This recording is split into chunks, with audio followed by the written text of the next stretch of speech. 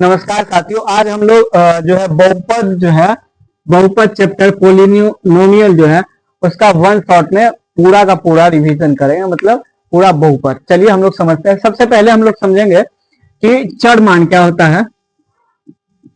तो चर मान क्या होता है, जो है वैसा मान जो हो स्थिति के अनुसार बदलता है, उसको हम लोग बोलते हैं चर मान। जैसे X, Y, Z, A B C D से जो भी बोले जेड तक, ये क्या हो गया, चर मान हो गया। ये क्या होता है, स्थिति के अनुसार बदलता है, इसलिए हम लोग इसको बोलते हैं चर मान। एक होता है अचर मान। ये अचर क्या होता है, ऐसा मान जो बदलता नहीं हो, फिक्स हो, उसको हम लोग बोलते हैं अचर मान। जैसे संख्या 1 2 3 जो भी है, ये जो है नंबर जो है क्या हो गया, अचर मान होता है। अब आएंगे तो एक होता है बीजीय व्यंजक। बीजीय व्यंजक, बीजीय व्यंजक, ये बीजीय व्यंजक क्या होता है, तो ये चर और अचर दोनों का जो संग्रह होता है वो क्या होता है, बीजीय व्यंजक, जिसको हम लोग बहुपद बोलते हैं। जैसे मान लीजिए 3x, इसमें देखिएगा ये क्या हो गया आपको, ये अचर पद है, अचर पद, और ये क्या हो गया, चर हो गया। दोनों का संग्रह है, तो ये दोनों क्या हो गया, बहुपद हो गया। क्या हो गया, बहुपद, जिसको हम लोग बोलते हैं बीजीय व्यंजक। बोलिए, तो ये हो गया बहुपद। अब बहुपद में आएंगे तो बहुपद जो है कैसे पहचानेंगे, जो है ये कौन सा बहुपद है। तो बहुपद को दो हिसाब से, दो भाग में वर्गीकरण किया गया है। एक तो है आपको पद के आधार पे और एक घात के आधार पे। तो चलिए हम लोग देखते हैं पद के आधार पे। क्या, पद के आधार पे, पद के आधार पर, पद के आधार पे पहला समझते हैं। जैसे अब पद के आधार पे कैसे समझेंगे ये कौन सा बहुपद है, तो चिन्ह जो होगा, चिन्ह जितना हो वह उतना बहुपद होगा। जैसे मान लीजिए कि ये 3x है, इसमें कितना जो है चिन्ह है, तो सिर्फ और सिर्फ देखिए प्लस एक चिन्ह है, तो इसका मतलब क्या हो गया, एक पदी बहुपद। एक पद, इसमें एक चिन्ह है। जैसे मान लीजिए 4x square plus 3x minus 6, इसमें देखिए कितना चिन्ह है, एक चिन्ह ये हो गया, एक चिन्ह ये हो गया, और एक चिन्ह ये हो गया, मतलब 1 2 3। तो इसका मतलब ये क्या हो गया, त्रिपदी बहुपद। दो पदी क्या होगा, जिसमें दो पद हो। जैसे मान लीजिए 6x³ माइनस 3x, ये देखिए एक चिन्ह ये हो गया, एक चिन्ह ये हो गया, तो दो चिन्ह हो गया, तो ये क्या हो जाएगा, द्विपदी बहुपद। क्या हो गया, द्विपदी बहुपद। तो पद के आधार पे देखिए हम लोग कि इसमें जितना पद होगा उतना ही उसका बहुपद हो जाएगा। अब जैसे ये किस पे डिपेंड करता है, तो पद के आधार पे। मान लीजिए 5 पद है, तो ये क्या होगा, 5 पदी बहुपद हो गया। दूसरा चीज, पहचान बहुपद। अगर मान लीजिए बहुपद नहीं होने का, बहुपद नहीं होगा, कैसे समझेंगे, तो सबसे पहले पहचान, सबसे पहले नहीं होने का, नहीं होने का कैसे समझेंगे, तो सबसे पहले रूट में चर मान नहीं होना चाहिए, रूट में नहीं होना चाहिए, भिन्न में नहीं होना चाहिए, तो ये क्या कहलाएगा, बहुपद नहीं है। क्या नहीं है, बहुपद नहीं है, ये बहुपद नहीं है। क्यों नहीं है, क्योंकि देखिए इसमें जो है चर मान जो है क्या है, रूट में लगा हुआ, और चर मान क्या है, जो है भिन्न में है, इसीलिए ये बहुपद नहीं होगा। अन्यथा जो है सभी के सभी जिसमें चर और अचर मान हो वो क्या कहलाएगा, बहुपद कहलाएगा। तो हम लोग ये जो है पद के आधार पे देखें, लेकिन अगर घात के आधार पे हो तब कैसे हम लोग पहचानेंगे, चलिए देखते हैं उसको।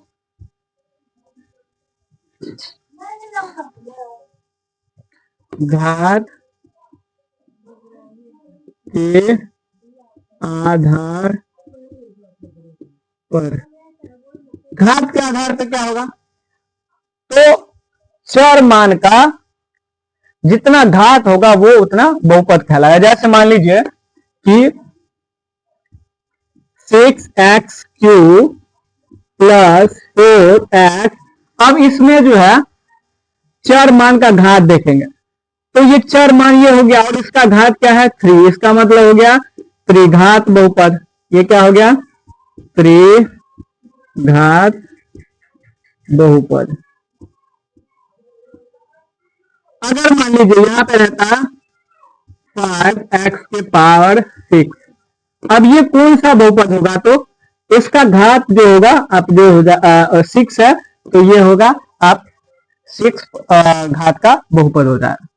ठीक है, बहुपद का रूप क्या होता है, बहुपद का व्यापक रूप, बहुपद का व्यापक रूप क्या होता है, तो ये होता है a0x0 plus a1x1 plus a2x2 plus dot dot plus anxn। ये क्या है, बहुपद का व्यापक रूप। तो ये हम लोग बहुपद देख लिया। अब बहुपद में हम लोग को पढ़ना क्या है, तो बहुपद में पढ़ना है हम लोग को द्विघात बहुपद। क्या पढ़ना है, द्विघात बहुपद।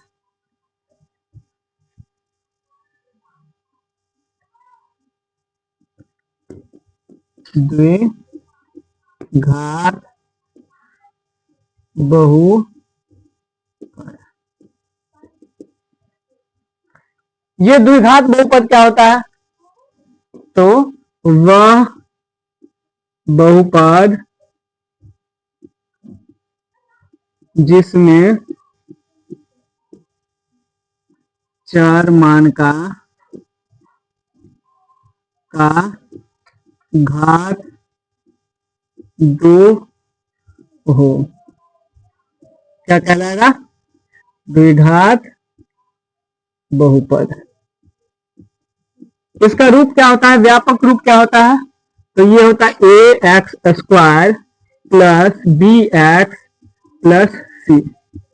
ये क्या हो गया आपको, द्विघात बहुपद। a क्या होता है, b क्या होता है और c क्या होता है, तो a होता है क्या, x² का गुणांक, क्या हो जाएगा, x² का गुणांक। b क्या हो जाएगा, x का गुणांक, और c क्या हो जाएगा, अचर पद। तो हम लोग बहुपद में द्विघात बहुपद समझ चुके हैं कि द्विघात बहुपद का रूप क्या होता है, उसमें x² क्या होता है, x क्या होता है, अचर पद क्या होता है, ये तीनों चीज हम लोग समझ चुके हैं।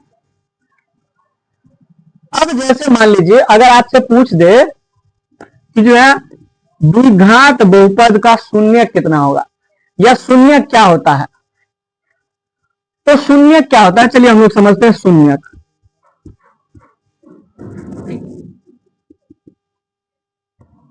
क्या शून्य,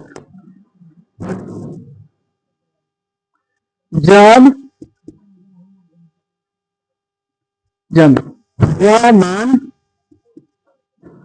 मान जो बहुपद को शून्य बना दे, शून्य बना दे। ठीक है, वह मान जो बहुपद को शून्य बना देता है उसको हम लोग बोलते हैं क्या, शून्यक। ठीक है, शून्यक क्या होता है? शून्य क्या होता है? अगर पूछ दे कि द्विघात बहुपद में शून्य कितना होगा, तो इसके घात पे डिपेंड करता है। क्या डिपेंड करता है? शून्यक बहुपद के घात पर निर्भर करता है। अब जैसे मान लीजिए द्विघात बहुपद है, इसका शून्य कितना होगा? शून्यक, देखिए घात कितना है? घात है 2। कितना है? घात 2। तो इसका शून्य कितना हो जाएगा? 2 हो जाएगा। कौन कौन? एक होगा अल्फा और एक होगा बीटा। क्या होगा? एक हो जाएगा अल्फा और एक हो जाएगा बीटा। तो अगर मान लीजिए त्रिघात होगा तो उसका शून्य कितना होगा? तो उसका घात कितना होगा? 3। अगर मान लीजिए घात कितना हो गया? 3। घात हो गया 3, तो शून्य क्या हो जाएगा? उसका 3 हो जाएगा। क्या हो जाएगा? 3। उसमें क्या हो जाएगा? तो अल्फा बीटा गामा। चलिए इसको हम आगे देखेंगे, फिलहाल द्विघात में समझते हैं। तो ये समझ गए। अब द्विघात और बहुपद में जो है शून्यकों का संबंध देखते हैं। चलिए आगे बढ़ते हैं। तो इसका शून्यक का संबंध, शून्यक शून्यकों का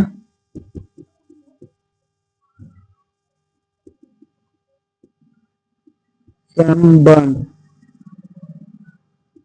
पहले जैसे शून्यकों का योग, शून्यकों का योग, एक हो गया अल्फा, एक हो गया बीटा।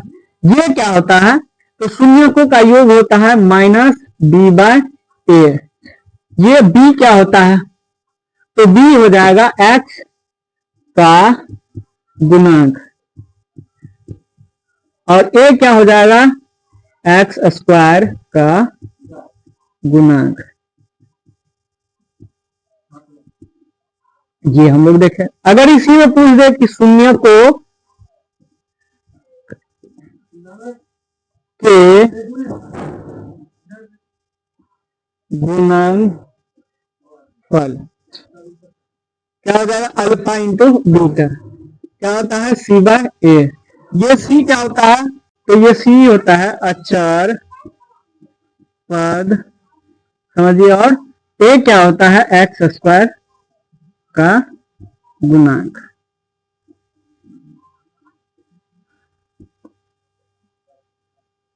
तो ये हम लोग जो है शून्यकों के बीच का संबंध देखे। अब चलिए आगे बढ़ते हैं कि अगर कोई बहुपद दिया हुआ है और उसका अगर बोले कि शून्यक निकाले तो कैसे निकालेंगे।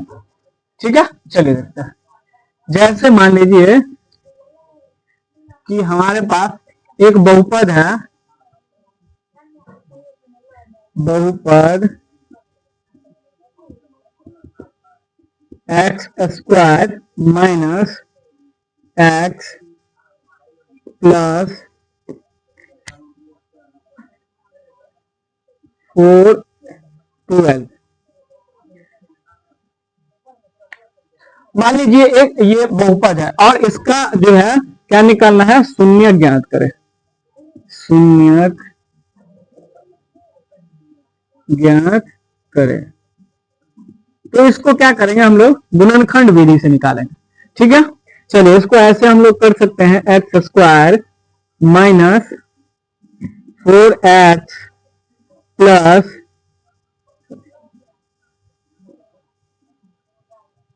4x प्लस इसको 12 करें, 3x माइनस 12। अब क्या कर सकते हैं? इसको हम x कॉमन ले सकते हैं, तो x माइनस 4 हो जाएगा। और अगर माइनस कॉमन ले ले, सॉरी प्लस 3x कॉमन ले ले, तो ये हो जाएगा x माइनस 4। ये हो गया एक x प्लस 3 और एक हो गया x माइनस 4। तो यहां से शून्य के लिए हम लोग क्या कर सकते हैं? x plus 3 equal to 0, x minus 4 equal to 0। तो हो गया x इक्वल टू -3 और x इक्वल टू 4। तो ये हो गया शून्य। क्या हो गया? शून्यक।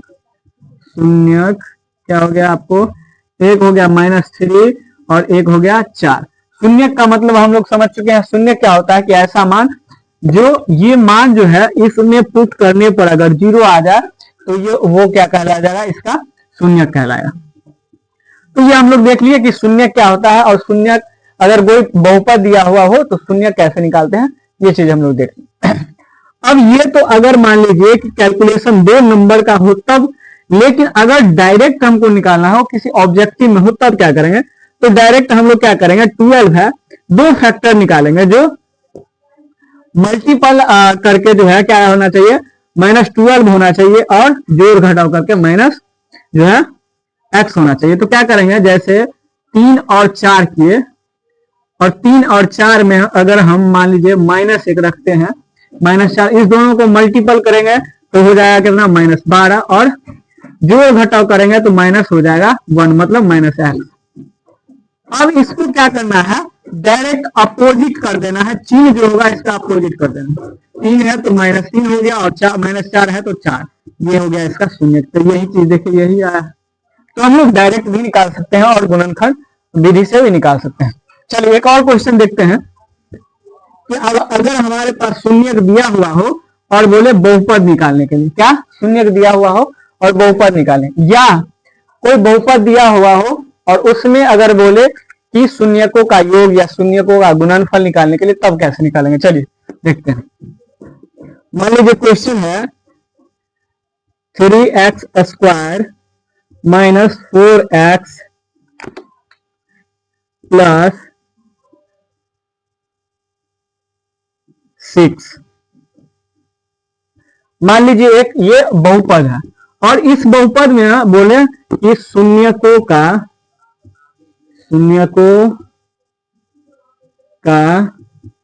योगफल और गुणनफल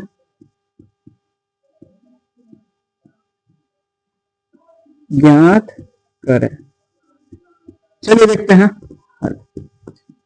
हमारे पास ये एक बहुपद दिया हुआ है और क्या निकालना है, शून्यकों का योगफल, शून्यकों का योगफल। योगफल क्या होता है, अल्फा प्लस बीटा, और अल्फा प्लस बीटा क्या होता है आपको -b/a, -b/b क्या होगा, तो x का गुणांक, x का गुणांक क्या है, इसमें से a b निकाल लेते हैं। a = हो जाएगा 3, b = -4 और c = 6। तो क्या है माइनस, इसको हम लोग क्या करते हैं ऐसे माइनस, और b का मान क्या है -4/a, a का मान क्या है 3, तो ये होगा प्लस हो जाएगा 4/3। दूसरा क्या है गुणनफल, शून्यकों का गुणनफल। शून्यकों का गुणनफल मतलब अल्फा इंटू बीटा। ये क्या होता है c/a। c क्या होता है, तो अचर पद का गुणांक, अचर पद का गुणांक मतलब c, 6 हो गया, तो ये हो गया 6। a कितना है, a x² का गुणांक, x² का गुणांक कितना है 3, ये 3, इसको कट करेंगे तो ये हो जाएगा 2।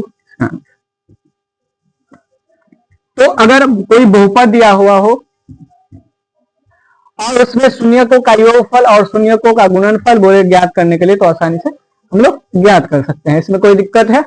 चलिए आगे। अब हमारे पास मान लीजिए कि 2 शून्यक दिया हुआ है और उस शून्य के हिसाब से अगर बोल दे कि जो बहुपद निकालने, तब कैसे निकालेंगे, चलिए देखते हैं।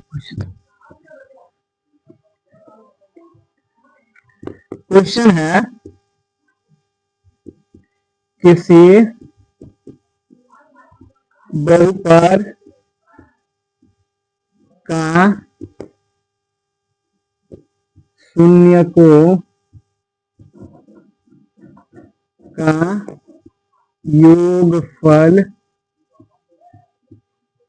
योगफल मान लीजिए दिया है 6 और गुणनफल -8 है, तो वह बहुपद ज्ञात मतलब शून्यकों का योग दिया है और गुणनफल दिया है, बोल रहा है कि बहुपद ज्ञात करें। चलिए देखते हैं, इसको हल करते हैं। शून्यकों का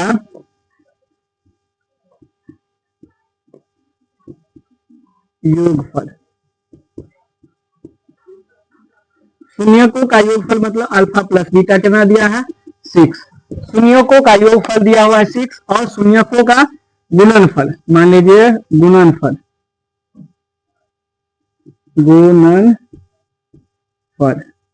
ये क्या हो गया अल्फा इंटू बीटा, ठीक है। ये कितना दिया हुआ -8। अब बहुपद निकालने के लिए एक फॉर्मूला हम लोग जानते हैं, बहुपद इक्वल टू क्या होता है x square minus alpha plus beta into x plus alpha into beta.